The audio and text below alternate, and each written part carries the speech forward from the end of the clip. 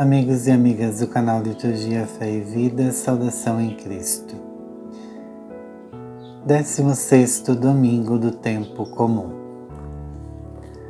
Proclamação do Evangelho de Jesus Cristo, segundo Mateus. Naquele tempo, Jesus contou outra parábola à multidão. O reino dos céus é como um homem que semeou boa semente no seu campo. Enquanto todos dormiam, veio seu inimigo, semeou o joio no meio do trigo e foi embora.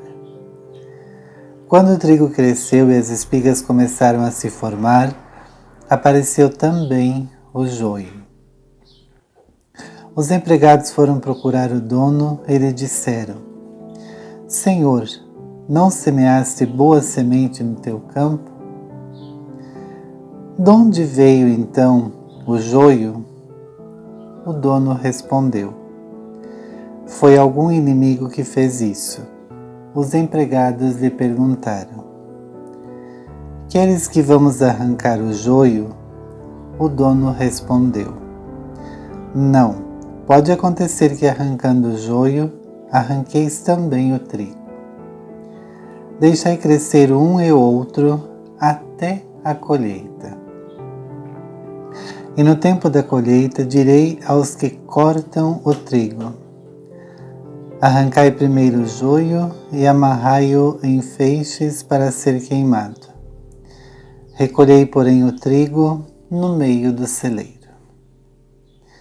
Jesus contou-lhes outra parábola. O reino dos céus é como uma semente de mostarda, que um homem pega e semeia no seu campo. Embora ela seja a menor de todas as sementes, quando cresce, fica maior do que todas as outras plantas e torna-se uma árvore, de modo que os pássaros vêm e fazem ninhos em seus ramos. Jesus contou-lhes ainda uma outra parábola. O reino dos céus é como o fermento que uma mulher pega e mistura com 3 porções de farinha, até que tudo fique fermentado. Tudo isso Jesus falava em parábolas às multidões. Nada lhes falava sem usar parábolas, para se cumprir o que foi dito pelo profeta. Abrirei a boca para falar em parábolas, vou proclamar coisas escondidas desde a criação do mundo. Então Jesus deixou as multidões e foi para casa. Seus discípulos aproximaram-se dele e disseram: Explica-nos a parábola do joio. Jesus respondeu: Aquele que semeia boa semente é o Filho do Homem. O campo é o mundo. A boa semente são os que pertencem ao reino. O joio são os que pertencem ao maligno. O inimigo que semeou o joio é o diabo. A colheita é o fim dos tempos. Os ceifeiros são os anjos. Como o joio é recolhido e queimado ao fogo, assim também acontecerá no fim dos tempos. O Filho do Homem enviará os seus anjos e eles retirarão do seu reino todos os que fazem outros pecar e os que praticam o mal. E depois os lançarão na fornalha de fogo. Aí haverá choro e ranger de dentes. Então os justos brilharão como o sol no reino do seu Pai. Quem tem ouvidos, ouça. Palavra da salvação. Glória a vós, Senhor. Amigos e amigas, mais uma vez, Mateus nos apresenta o ensinamento de Jesus por meio de parábolas. E hoje nós temos 3 parábolas: o trigo e o joio, o grão de mostarda e o fermento na massa. Com estas 3 parábolas, nós podemos refletir a nossa vida, o nosso dia a dia. Veja, o trigo e o joio são as coisas que são boas, que nos elevam, que nos identificam, que nos realizam enquanto pessoas humanas, enquanto pais, enquanto mães, enquanto filhos, filhas, sacerdotes, religiosos, enquanto coordenadores de uma empresa, enquanto gestores públicos. É a nossa vida em sociedade. Mas também dentro de toda essa dinâmica das coisas que nos realizam, existem aquelas que não nos fazem bem e que também são causadas por nossos irmãos e irmãs que não sabem arder o coração em amor, mas querem vingança, querem o ódio, querem as coisas que destroem a vida. Muitas vezes o bem comum não é prioridade. A prioridade são os seus próprios interesses. E a gente encontra isso na sociedade, a gente encontra isso na comunidade, a gente encontra isso na família. É uma forma simples de entendermos o joio e o trigo na nossa vida. Agora, quem tem mais valor? Quem tem mais peso nas nossas atitudes diárias? É o joio ou é o trigo? Muitas vezes na nossa caminhada nós queremos agir de uma forma equivocada. Queremos tirar o joio de tal forma do meio de nós que muitas vezes acabamos sufocando o trigo. Ou seja, queremos dissipar o mal, tirar o mal repentinamente. E demos muito mais valor ao mal do que às ações do bem. E assim, nós arrancamos junto o joio e o trigo. Quer dizer, nem uma coisa nem outra conseguimos fazer. E o recado de Jesus é bem simples: paciência. Deixem crescer o joio e o trigo juntos. No momento certo, eles serão separados. Vejam,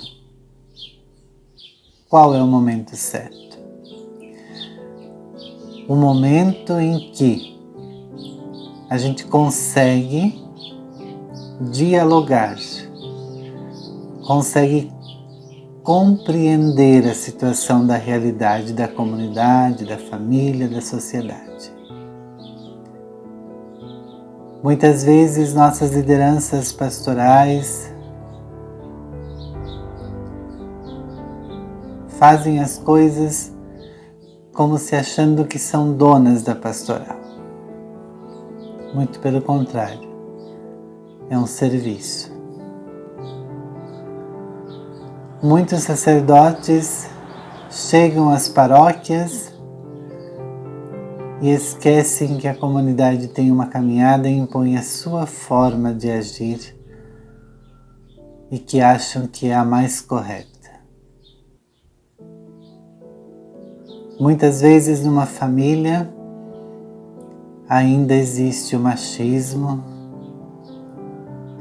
ainda existe a violência doméstica, ainda existe o desrespeito,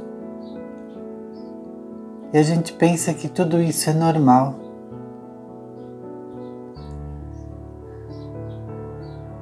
Precisamos saber qual é o momento certo para tirar do meio de tudo isso aquilo que atrapalha, aquilo que não ajuda a crescer, aquilo que não ajuda a frutificar o amor. Por isso, meus amigos e minhas amigas, a provocação de Jesus hoje é muito forte com a parábola do joio e do trigo.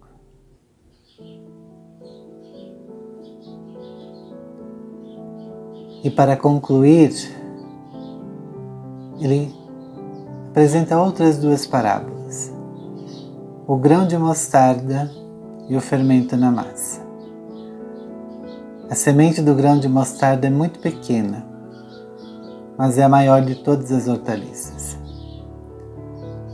O grão de fermento é muito pequeno, mas ele faz a massa dobrar de tamanho. Quer dizer, no meio de situações onde existem o joio, a gente precisa ser o grão de mostarda e o fermento na massa. Agir com paciência, cuidando do bem do trigo, para que o amor vença tudo aquilo que dissipa ódio, rancor e divisão. Sejamos, portanto, trigo, grão de mostarda e fermento na massa. E se porventura alguma vez sermos joio, que saibamos retomar o caminho do trigo. Meus amigos e minhas amigas, terça-feira, dia 25, nós estaremos fazendo a nossa live do terceiro ano do canal Liturgia, Fé e Vida. E se nós estamos aqui até hoje, nascemos numa situação de pandemia, é um sonho que se concretizou e continuamos com vocês até hoje.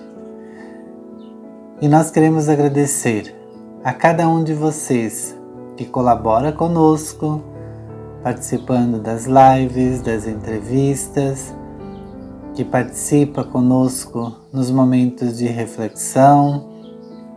A gente já fez tanta caminhada aqui no canal, algumas a gente viu a necessidade de dar uma pausa, outras novas foram surgindo, e assim é a dinâmica.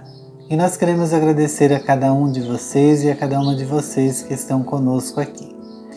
E convidamos vocês para este momento bonito de oração, de reflexão, de render graças a Deus pelos 3 anos de existência do canal Liturgia, Fé e Vida.